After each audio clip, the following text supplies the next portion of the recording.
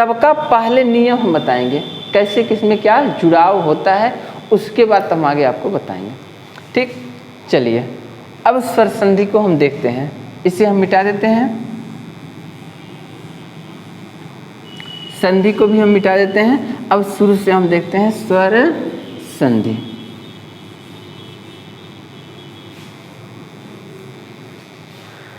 Video अच्छी लगे तो लाइक जरूर करिएगा, शेयर करिएगा। ठीक, चलिए आगे जितना फैलाएंगे उतना आनंद आपको भी आएगा, हमें भी आएगा। चलिए अब यहाँ देखते हैं स्वर संधि।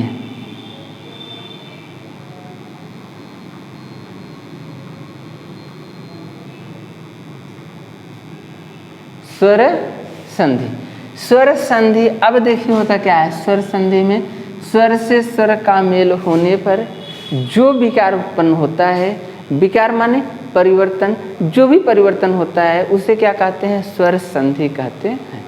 ठीक, स्वर संधि होती कितने प्रकार की है, तो स्वर संधि 5 प्रकार की होती है।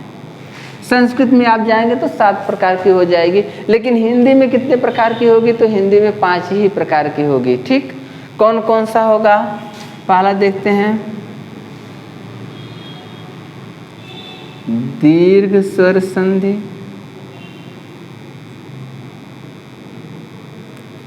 दूसरा गुण स्वर संधि,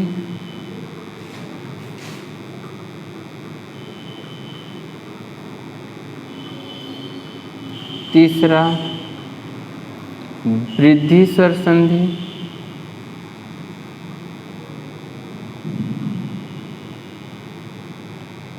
चौथा यड़ स्वर संधि,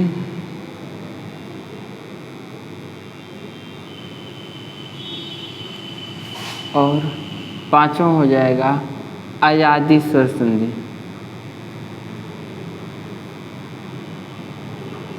अयादि स्वर संधि, यानी एक बाप के 3 लड़के हुए। कौन कौन, स्वर, व्यंजन और विसर्ग। अब स्वर के 5 बेटे हो गए। कौन कौन से, पहला दीर्घ स्वर संधि, दूसरा गुण स्वर संधि, तीसरा वृद्धि स्वर संधि, चौथा यड़ स्वर संधि और पांचवा अयादि स्वर संधि। ठीक, आपको वर्णमाला पढ़ाते समय बताया गया था कि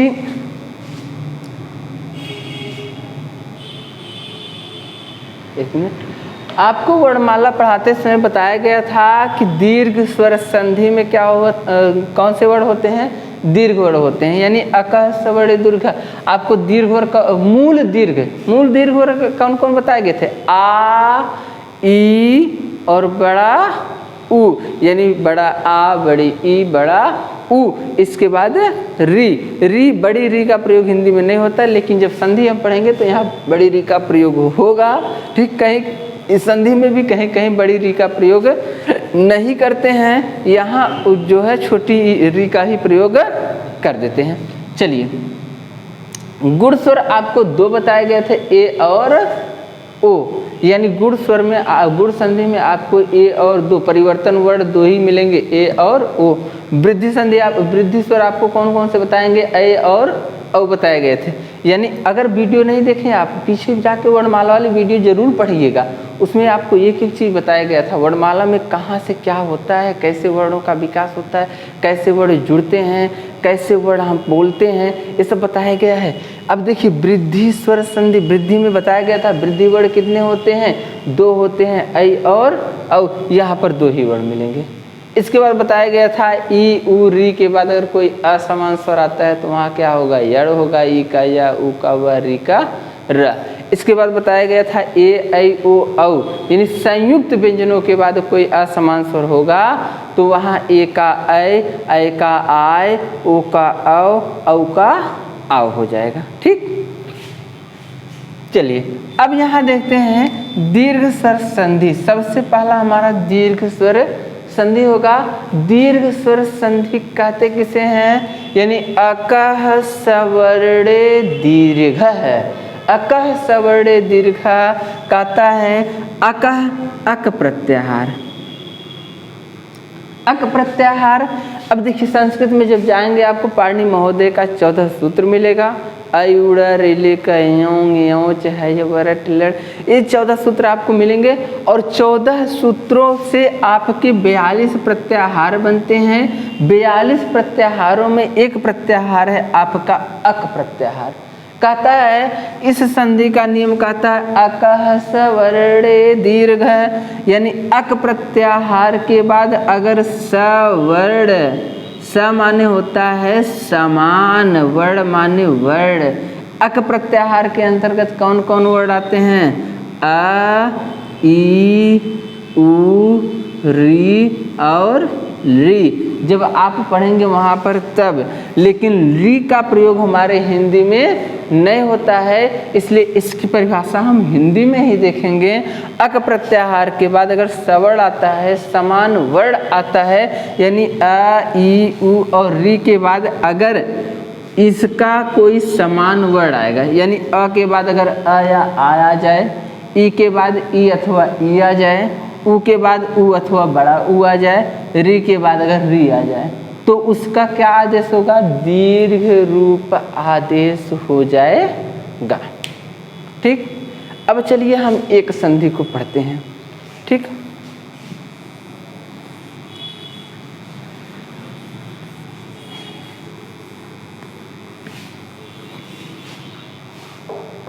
चलिए पहला यूनिट डालते हैं, दीर्घ स्वर संधि। वीडियो थोड़ा लंबी होगी तो आप लोग स्किप मत करिएगा, देखते रहिएगा। ठीक, एकदम पूरा बिल्कुल साफ नजर आएगा कहाँ से किसका जुड़ाव हो रहा है, कहाँ से किसका मेल हो रहा है, एकदम पूरा साफ नजर आएगा। केवल आप देखते जाइए, रास्ता बिल्कुल, रास्ते में कोई कंकड़ पत्थर नहीं।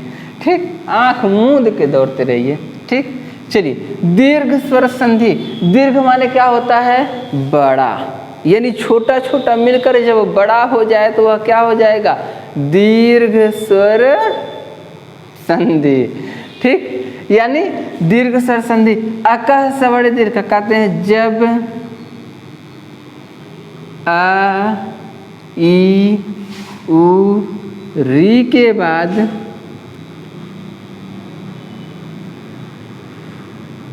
के बाद कोई समान स्वर आता है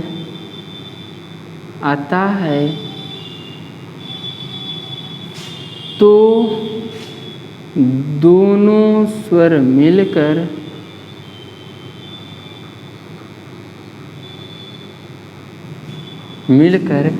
एक नए स्वर का निर्माण करते हैं, जिसे दीर्घ स्वर संधि कहते हैं। यानी कहता है जब अ, ई, उ, री के बाद, यानी इन चारों के बाद कोई समान स्वर, ऐसा नहीं कि आ के बाद ई आ जाएगा तो समान होगा, नहीं, आ के बाद आ या आ आएगा तो भी समान होगा। समान का मतलब होता है जो सगा हो। ठीक, समान का मतलब जो सगा हो। आ और आ का बड़ा भाई आ, ये दोनों सगे भाई हैं। ठीक, समान का मतलब जो सगा हो।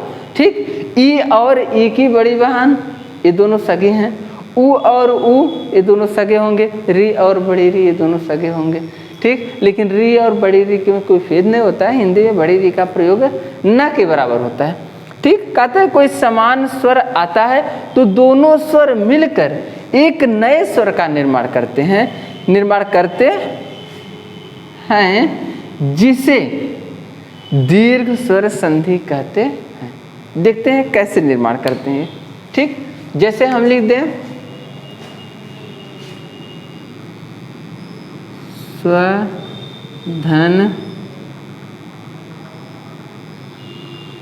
स्वधन अर्थी लिखते हैं। स्वधन अर्थी। अब देखिए यहाँ पर अगर हम स्वर पहले वाले नियम में चलिए, संधि का जो नियम बताया गया था, जब हम किसी भी व्यंजन पर हलंत लगाते हैं तो उसमें लगा हुआ स्वर मूल रूप में अलग होता है। हम व पर हलंत लगाएंगे तो इसमें क्या लगा हुआ है, आ, मूल रूप में अलग हो गया। इसके बाद है अर्थी। ठीक, नियम आपका क्या कह रहा है कि जब समान स्वर के बाद समान स्वर आता है, आ के बाद आ आया है ना, तो दोनों स्वर मिलकर एक नए स्वर का निर्माण करते हैं, यानी अ और अ मिलकर क्या हो जाएगा, आ, एक नए स्वर का निर्माण करते हैं, जिसे क्या कहते हैं, दीर्घ स्वर संधि कहते हैं। जब तक संधि वर्ण नहीं मिलेगा तब तक संधि नहीं होगी। यहाँ पर आपका हो गया स्व धन आ धन थी, मिला देंगे क्या हो जाएगा, स्वार्थी। स्वधन अर्थी बराबर स्वार्थी। अब हम देखते हैं कि यहाँ वर्ण से वर्ण कैसे मिलता है, एक एक वर्ण को हम देखेंगे। यानी हमको 4 वर्ण मिला है तो 4 टाइप से हम एक एक वर्ण को देखेंगे। ठीक, चलिए पहला वर्ण हमको मिला है अ, तो पहले वर्ण को हम देखते हैं। ठीक,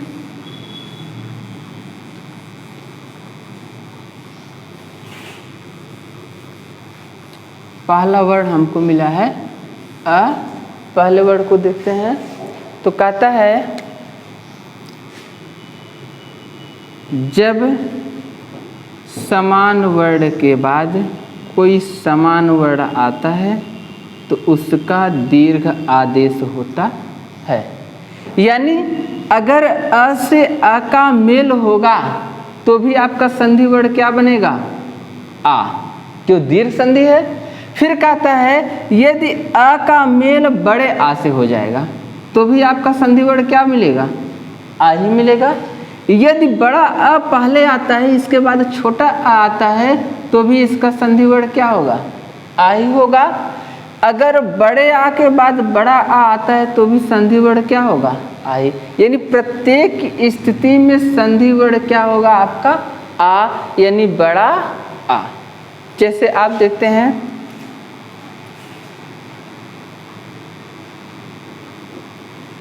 हिमधन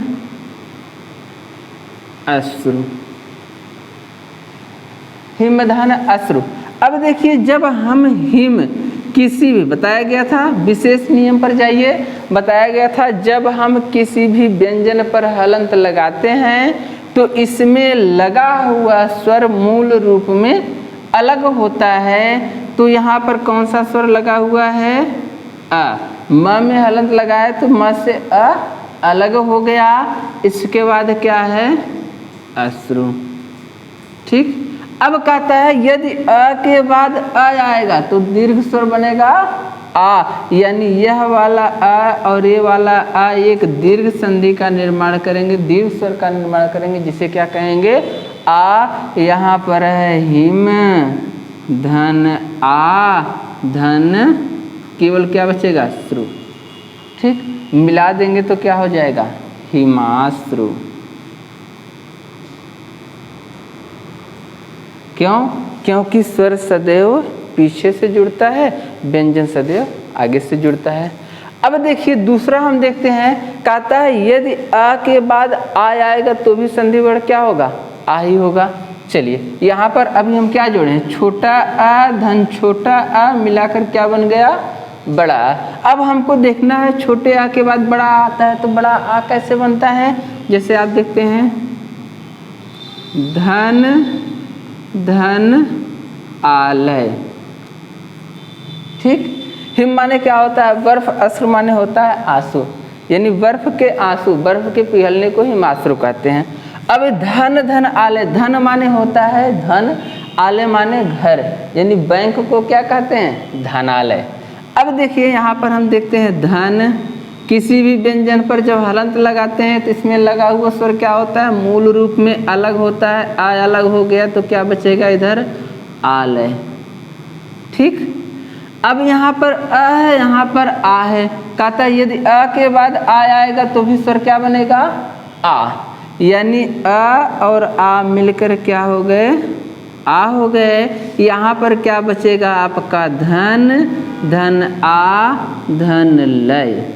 करना कुछ नहीं है, इसको जोड़ देना है। संस्कृत में सूत्र मिलेगा अंजीनाम परेड़ संयोजम, उसी सूत्र से इसको जोड़ना है। जब आप संस्कृत पढ़ेंगे तब मिलेगा। हिंदी में डायरेक्ट जोड़ देना है, क्या हो जाएगा, धनालय। क्यों? क्योंकि स्वर सदैव पीछे से जुड़ता है। आ कर न में जुड़ेगा तो क्या हो जाएगा, धनालय। यानी अ से आ मिलेगा तो भी क्या बनेगा, आ बनेगा। तीसरी कंडीशन हम देखते हैं, कहता है यदि आ के बाद अ आएगा तो भी क्या बनेगा, आ ही बनेगा। यानी जैसे बना दीजिएगा आपका महाधन